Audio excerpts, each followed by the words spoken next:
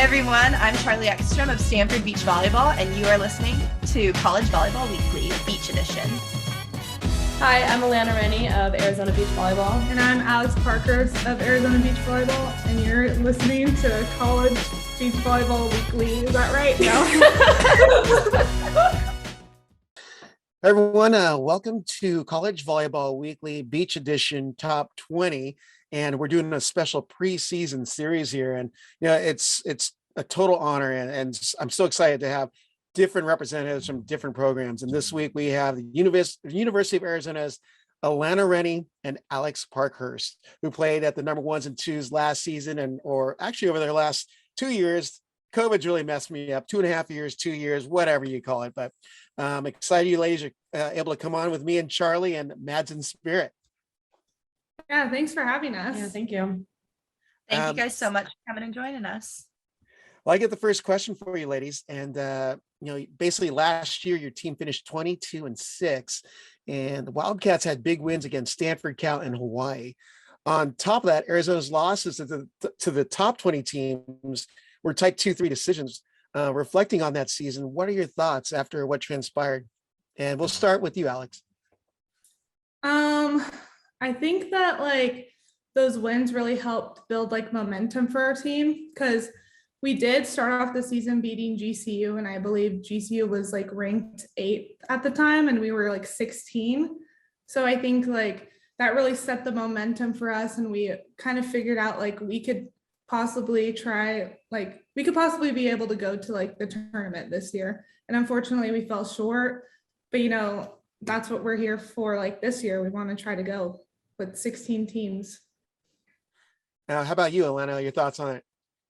Yeah, last year, I think, especially with COVID, most of our returners were in our lineup. So we also wanted to prove to them, go out on a high note, and really just our team chemistry was really strong, and we really had a good group of girls together. And I think just us playing how we wanted and how we felt good, just really carried into the season.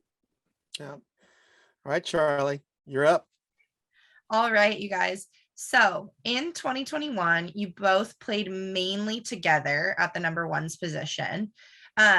Anyone familiar with competing at the number ones position in the Pac-12s, in the nation in general, but especially in the Pac-12, knows that it's really a gauntlet of the top talent in the nation, and in a lot of cases in the world. I mean, we look over at Tina, and she just took fourth in the Olympics.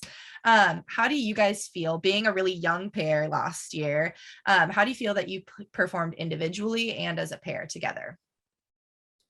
I think at the beginning of the season, we kind of bounced around. So I think Alex was mainly at the ones, and I kind of switched back and forth between the ones and the twos. So when we did get the opportunity to play together, it was a lot of, we had nothing to lose. We are a young ones team. Let's just go out and play the best we can, have get the experience. It was kind of sort of on that path. It wasn't really not to say we didn't have a lot of expectations, but it was just really just go out and do what we can. Yeah. And I think that it was just a huge opportunity for us, to be able to play against girls that we were playing against, because it's really kind of just an intro into what the future talent is for pros and stuff, because a lot of girls who are on the ones will try to go pro. Yeah. Now your big wins were over a very good number one pair at Stanford. We kind of know the person. We won't, the name that shall not be dropped, and Sunny Villapondo. But pretty big win. And then Ponty Napoleon, Jamie Santer of Hawaii. What did it mean for you as a pair to get those big wins, especially being as youthful or young as you are? Now, Alex, go ahead and take a shot, and then Alana. Okay. Well, I just think it was it really helped us build our confidence when we did have wins like that, because obviously we would play Charlie, kind of be back and forth, Person not to be named. Yeah. And I feel the wins we did have against those teams were kind of deciding factors. So most of the time when we won our big games, it was a 3-2 turnout. Mm-hmm. Yeah, and I mean, against you, Charlie, I think we split on the season. So you guys took a game against us and we took a game off of you. So I think it's just something like that, like the teams are so even and like there's such good competition everywhere you go. So to be able to have big wins like that, and with Hawaii, it was really big momentum for our team. And I think that put like a whole nother shift on the season with our team as a whole, just to have big wins like that. Yep. No, I totally remember you guys. Like I do remember that we had split on the season, and it was always such a good battle between us. And I also remember that you guys were kind of that original starting wave for all of us, like underdog teams. I feel like there were like us two and maybe one or two other teams like nationwide who were really kind of came into season last year as big underdogs and kind of showed the rest of the nation where those lower preseason ranked teams really could put in some work. And I do have to give you guys a lot of credit because I think that you guys kind of like U of A beach volleyball really got the ball rolling with some awesome upsets and ended up definitely helped inspire Stanford beach volleyball a little bit last year. And so it was really cool. Like some of us in the Pac-12, like competing against one another and honestly fighting with each other was really, really a fun time. Yeah. For sure. Well, let's look at the recap of 2021, but both of you are juniors now. And you definitely have had that huge potential of winning those big matches in the number one or twos, depending on where you're at. And you're recognized accordingly, getting all conference honors. What did you think of your individual performances from, well, I guess it's 2019/2020 and 2021. And we'll start with you, Alana. Well, I mean, our freshman year, I started out before COVID happened and everything. I was not even in the lineup. So I think I really took, when COVID happened and everything in between, I really took that as a learning experience and really took advantage of all the time off and practice and everything in order to find my spot in the lineup and to have all the same returners that had played previously the same year to come back and then me eventually beat them out it did add to my confidence a lot. And individually, I think it did help me and it really just like leveled up my game in a sense. Yep. Alex, how about you?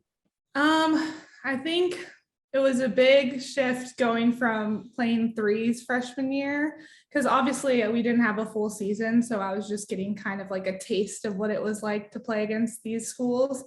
And when I moved up to one sophomore year, it was just like a slap in the face. Like there is a difference between playing ones and threes, no matter what team you're playing. So, but all around, I think it's just a great experience for us. Yep. All right, Charlie, you're up. Yeah. So you guys both just touched on this a little bit, but going into it a little bit deeper, coming out of a shortened 2020 season and into your first full season since the pandemic, what was your guys' individual and overall just your guys' team, like the U of A Beach team's mindset going into 21? How did it kind of shift from the 2 years? It was kind of just like we had nothing to lose, like Alana was saying earlier, we really came out for our seniors. They came back for another year. They put the work in for us. Like they didn't have to, and we just wanted to give them our best. And that's what we did. Yeah. I think giving even more detail with the seniors, like before it happened and we weren't sure if they were coming back, they all had like jobs and like future things set up and like very like structured, like the next step in life things happening, and they decided to come back, and that really showed us their dedication. So we wanted to really like give our all for them as well. A couple of them had like other opportunities like at other schools to play a fifth year, because before COVID happened you could play like an indoor fifth year, and it really changed up what they were supposed to do. Like as Arizona, I feel like California usually gets the we're good at beach volleyball type of reputation. So I think coming from Arizona, we really had a lot to prove and wanted to prove to people that we can really compete with like the other big top schools. Well, one thing I've recognized just even in just the recent years, and I know that we didn't prepare you for this question, but I feel like there's a hotbed of talent coming out of Arizona. I mean, I've been working at Durango Fall Classics, and the teams that are coming out of Arizona have been phenomenal teams. As a Sandra Day O'Connor, you've got these other schools, all these Xavier Prep, you're at Litchfield and all these schools, Desert. Oh gosh, I'm gonna forget the name, but it'll come back to me. Someone I know went there, and she's gonna hate me because I didn't remember. But then you have talent like Sarah Sponsel from Phoenix. Yeah. Both of you guys are Arizona grown. There's definitely talent out there in all the juniors tournaments in 2019. When I was working the finals for the juniors, there were teams from Arizona all being represented. What has been what's initiated this movement of beach volleyball talent in Arizona? And whoever wants to take a stab at it can. I just think the sport is just growing. Like, thinking back to like when I was a freshman in high school, they just started having beach volleyball at my high school. And that's kind of when I started playing. But then you have these girls that, come from the high school teams, and these younger girls are seeing that there's a possibility that they can go play in college. Because, a while back, like, it was very rare. There wasn't that many schools. So I think that just brought more people out to the game. I also think recognizing the actual differences between indoor and beach volleyball, like with beach, you get to do everything. You get to defend, you get to serve, you get to hit, you get to set, like you get to do everything.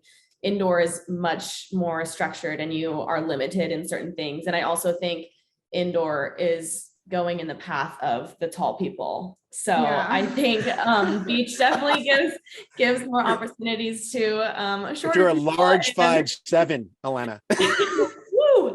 But yeah, I think it really just gives more opportunities for people, and it is more self-run. I remember going from club indoor to club beach. I got to choose which tournaments I'm playing in. I get to choose my partners. I get to choose if I want to take a break. Like, I think it's just the more relaxed nature of the sport is more appealing to a lot of people, and you're playing on the beach most of the time, so it's kind of hard to pass up. Yeah. Well, the other thing, horrible playing conditions overall. Well, the other thing is you've also got some rivals within the state, Arizona State and Grand Canyon, who are becoming very, very good programs as well. Yeah. So, a lot of talent staying home, but you're also bringing some other good talent from around the United States. I mean, that's got to make it for a great fall training, which is the next question. But Charlie's at the fall training, I believe, but I wanted to ask more what you guys did in the off season towards the summer to prepare for this upcoming season. And we'll start with you, Alex. I basically just played in as many tournaments as possible. I did practice for about a month with Holly McPeak because I stayed out in California. So just doing whatever I could possible so that I can get better, Mm-hmm. Alana, how about you? Yeah, I kind of did the same thing. I think before summer actually happened, Steve Walker, our coach, kind of was like, let's try and get everyone to play at least 6 tournaments. If you can't, I understand. If not, then that's fine. If you want to, go for it. But just really playing as much as we can. And I actually moved in there weeks over the summer so I could train in San Diego at Wave Beach and worked with some of my teammates play for them when they were juniors. And so we were able to train there a lot. And actually we played in 3 tournaments together this summer. So just getting the touches on the ball. It's a great facility down there at Wave, I'll have to admit. And it's a great place to get some good competition as well. Now the tournaments where you obviously played some in California, but were you also playing locally in Arizona there too? I did. I think I played in about 8 tournaments, and I think they were all in California. I played in all California, and then I went to the Seaside tournament, Texas. I did go to Texas too, actually. Some good travel. There was an indoor tournament here in Arizona that I played in with our transfer Maya Kaiser.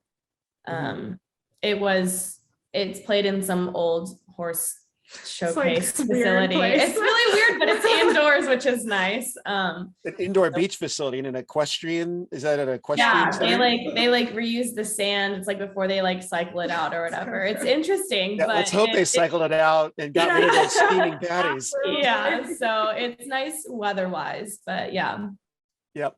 Well, how about in the fall training? Well, particularly in Arizona, because I think Charlie's got some really good questions for you regarding when you guys made the visit out in Southern California. But what were you? I know you guys had some scrimmages against some schools as well, just because they're close by, I'd imagine.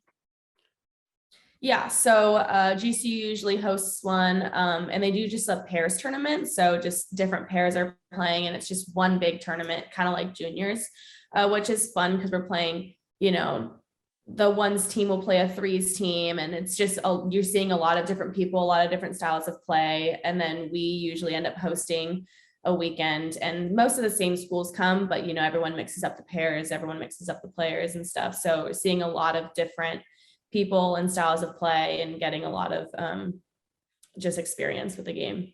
Yep. Alex, how about you?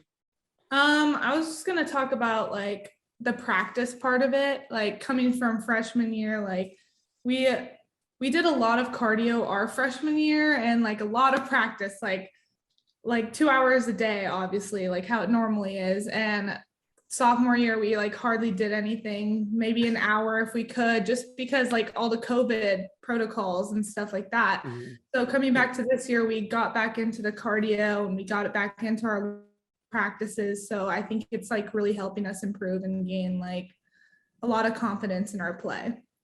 Yep. All right, Charlie. Yeah. So Rob kind of prefaced this a little bit for me, which is awesome.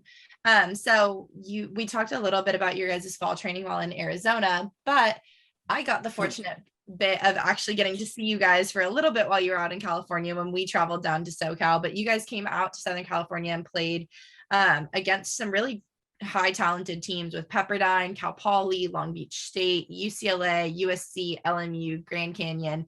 You played a long list of teams while out in California. What were your guys' kind of mindsets going into these fall ball competitions? What was kind of the thought? And what are your guys' takeaways from these fall competitions coming out to California and playing against these teams?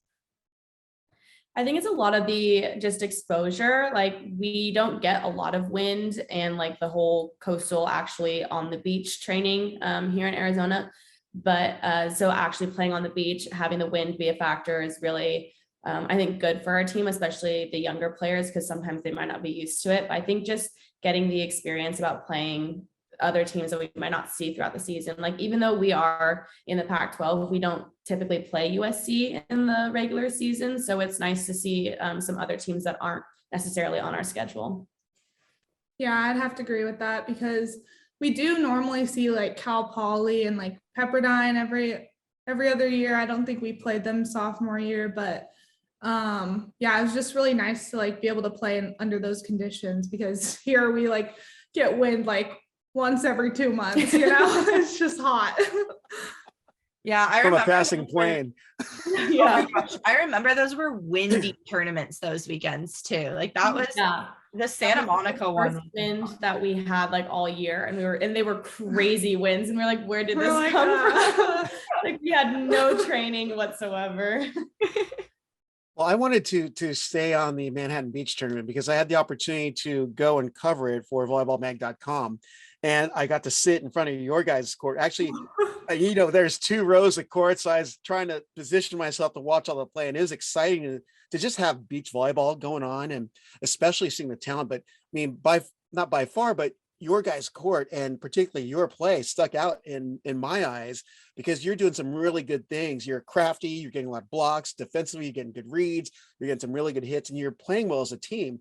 And I didn't really look at the results, but I was kind of shocked because it looked like I think you guys are kind of experimenting with stuff, but I felt that your play was really good, and the potential is, I mean, you get to establish the potential because of how much talent that you guys had together. Now, if you guys end up together, I'm not going to ask that during the season, but I mean, you have some really good pieces in Arizona, because I got to go to the other courts and see some of the competitors play.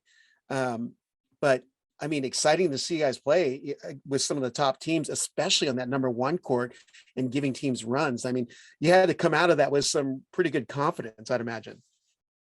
Yeah, I mean, for us, all the fall's about is like not really winning. Like we'd love to win, obviously, but it's more about like using our technique and kind of getting used to like what it's like to play these teams, because obviously we're not going to be playing the same exact teams from last year. people move in and people move out. There's transfers because of COVID. So we're going to be seeing some pretty different teams this year. Yeah. And I think it's good because we didn't spend the entire year last year together, but we did end on it. And then, you know, having the summer off, we were able to like rebuild our trust with each other. I think we have really good communication skills, and we do just kind of like know where each other is on the court. So I think just being able to really like dial in and find each other's groove is really beneficial in fall. Now, one of my top posts on my Instagram feed was that boop that you had, or a bump to kill, is a dig by Alex and Alana. You snuck it over on two and caught Pepperdine off guard, and it landed literally like 2 feet on the other side of the net. Is pretty amazing. Yeah, I remember that being a controversial play because they thought it was out, but that was all in. The sand bounced on that nylon. All right, I stole your thunder, Charlie. Keep on going. No, not at all. Alex, you actually just started to touch on that, on this with transfers and the whole notion of that. And you guys had touched on this earlier in this recording as well, with the fact that you guys were so senior heavy and deep with seniors last year on the team. So this season coming in with a team so full of fresh and new faces, favoring a heavy lineup of underclassmen, and also the addition of transfer Maya Kaiser from USC. What was your guys' mindset going into fall preseason with such a new roster? And what's your guys' mentality and mindset now coming into the upcoming 2022 season? I think as athletes, especially like ones who played in high school, like, you know, every year it's different. But with COVID, our first 2 years here were exactly the same. So that was like a different experience. But I think coming into this year, we really were like, you know, like, this is school. This is how it works. Like, we lose people and then we gain new people. And we really just took it as an opportunity to grow our team and like grow our bond. And, you know, everyone gets along great. Like, I think we're a great group of girls and I love them all to death. And I think it's really just like, we work hard for each other. Like we just really are together all the time. Yeah, I would definitely say it's just like a different vibe from what we're used to, you know, like you have like, I don't know, like 6 girls come out that played, you know, and then you have another 6 girls coming in that are just starting college. So it's kind of just like you're getting them used to like what we want our team to be like and how they need to come to practice ready and how to perform and how to act as good teammates, you know? Yeah. And now that we're upperclassmen, like we are seen as leaders and we do need to like show them the ropes kind of, and really just like establish how we want our team run and how we expect like certain things and just what we expect from the team and individual people. Good stuff. Well, I'm curious as to, you know, with the fall season now behind us and about to come into the start of the actual season, did any particular athletes play catch your guys' eyes as the upperclassmen? On our team? Yep. Yeah. I think our freshmen are very talented.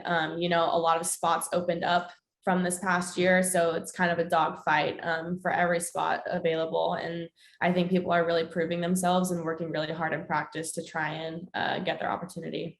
Yeah. And a lot of teams are like very close together. Like there's really good competition between in between our team. Mm-hmm. Then I get to ask about you guys, but you don't have to reveal what your pairs are, but what are your I guess, your expectations of yourselves, whether you're together or not, as far as how you're looking for this season, how you've developed and how you expect to compete. And I'll start with you, Alex. I don't know. I just kind of want to go out there and like give it my all, you know, that's really all you can ask for. There's going to be bad days and there's going to be good days, but you just have to be able to bounce back if you have a bad day. So that's what I'm kind of working off of. I think my goal for this year is to really just play with no regrets. I think as a defender, it's a lot of just go for the ball. I think that's what I like as a defender. I feel like I personally don't really think, I just go. Like I'm like, okay, see ball and go. So I think in my eyes, it's just like no regrets, like go for everything. Don't let anything touch the ground. Really just leave it all out on the court every single game. Like you can play your best volleyball and still not come out on top. So I think that's something important to remember too. Yeah. All right, Charlie.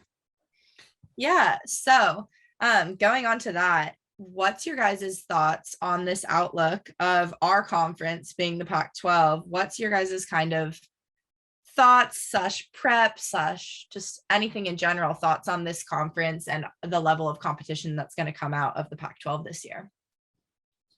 I think honestly, I'm like honored to play in the Pac-12. I think it is the most competitive conference there is between all different sports, but especially beach volleyball. I think it's very competitive and just really aggressive most of the time. And every game we play is going to be good. And I almost feel like everyone is each other's rivals, which I think makes games even more fun because there's almost a lot riding on every single time because it's just like bragging rights. But I think it's really fun to be a part of a really competitive conference. Yeah, I'd have to agree because like beach, like most of the teams are like, top 20. So I think it's just really great to be able to compete against these teams when we're at our own tournament, it's just a different level of play. Which brings up an interesting point that I forgot to mention, but Arizona is hosting the Pac-12 Championships this year. Yeah. So, you're going to have some extra from the home crowd rooting the Wildcats on. So that's got to be an exciting time for you and for coach to be able to host that tournament and bring, I guess, more attention to the program there at Arizona. Yeah, we're hosting Pac-12 South and Pac-12 Championships. So having two big tournaments at home is really, I don't know, kind of like uplifting. And it's like really, it makes us excited for the season. They're even prepping our courts right now. Like they're repainting our fences. We're getting a new banner. Like it's just getting everyone excited for the season. We got more sand. Yeah.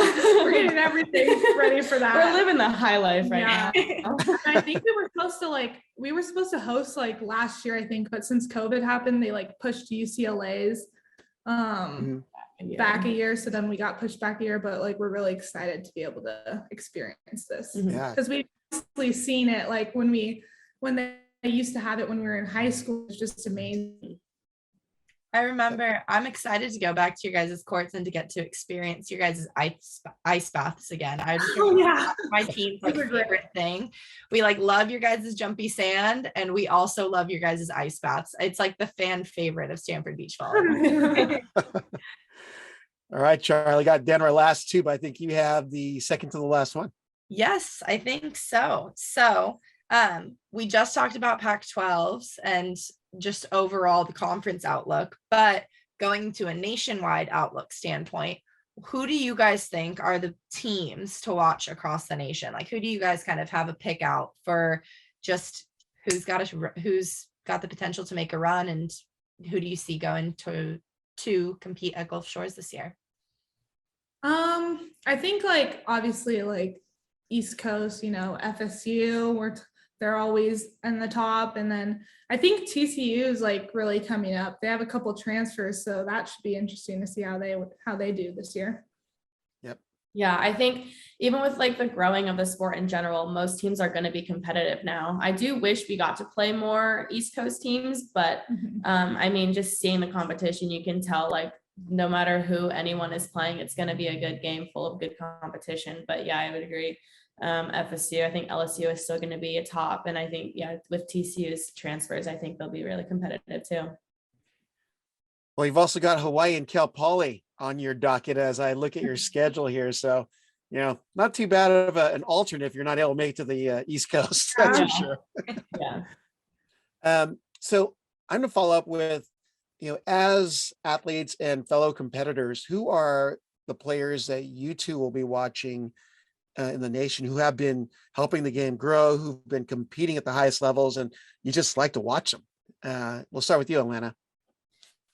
I have a lot of friends that I actually grew up with in Arizona that are competing at some of the top schools. So I think just watching them and seeing how they've like come into themselves and really grown as athletes, specifically Kelly Agnew of LSU. She's one of my best friends in my club. And I just think she's such a fun competitor and so fun to watch. She's very energetic. And I kind of take my style of play after her almost, even though she's only a year older than me. But also I would like to watch more of the people that we played against last year that are still here. A lot of people got extra an extra year due to COVID. So there's a lot of people that we have seen in the past and competed against in the past that I would like to watch out for again. Yep. How about you, Alex? I'm going to be watching Charlie. Maybe cross the net. You'll be watching her video so you can beat her in the number one. Like, I'm going to be watching you. We're going to scout you. Very mutual. Yeah. It's like kind of all the team. I don't know. Like, I just feel like everybody's good now. You know, you can learn from everybody. So it's kind of cool just to see everybody's tendencies, like things you can pick up on, you know, kind of everybody. I don't know. Well, between everyone on the screen here, just if I were to go off the last, let's say 12 months to 16 months, you guys have provided a lot of highlight reel for when I've been capturing social and video. So, I mean, it has been so entertaining to watch. And for all our listeners and viewers, if you haven't seen any of these ladies play, you're going to be so excited because you guys are doing stuff, hitting the crud out of the ball, digging bombs. I mean, blocking the crud out of people, talking trash every once in a while, but but I mean, it's been such an entertaining time for collegiate beach volleyball because the level of talent that's going deep into the pairs has made the entire competition so exciting to watch. You're down to that last court, the decisive court 5 or court 3, the final match that's going, and all the ladies are getting around that one court. It's just so exciting to watch. And I feel like you guys are in the midst of such a great time in history with collegiate beach volleyball, especially with up and coming programs like Arizona and Stanford. So, Charlie, do we have anything else to ask of our guests from Arizona? I think you guys covered absolutely everything in my book. I'm like reminiscing back to the last time that I saw you guys, like actually got to talk to you guys in a competition over summer when I'd see you in the San Diego tournaments. And I was like, hey, like, welcome to my neck of the woods. Like, it was so fun. I'm super excited to get to see you guys and compete against U of A this year. And so excited with what you guys have done with the program. So thank you guys for coming on and chatting with us tonight. Yeah, thank you for having us. I just want to be sure to follow all these ladies on their social media. I believe, actually, I think is cool about Arizona's website is they actually have your Twitter and Instagram handles on there. So rather than trying to remember off the top of my head, go look them up. It's not cyber stalking. We're giving you the okay to look them up. But, again, that's Alana Rennie and Alex Parkhurst of Arizona with Charlie Ekstrom of Stanford and Mads Fitzpatrick in Spirit. So thanks for joining us again, ladies, for this preseason episode of College Volleyball Weekly Beach Top 20. Thank you. Thank you. Hey, y'all. Thanks for listening to today's episode of the Viral Volley Podcast. Be sure to follow Rob at Rob on the Mic on Instagram, Twitter, and Facebook, or at robonthemic.com. Check you next time.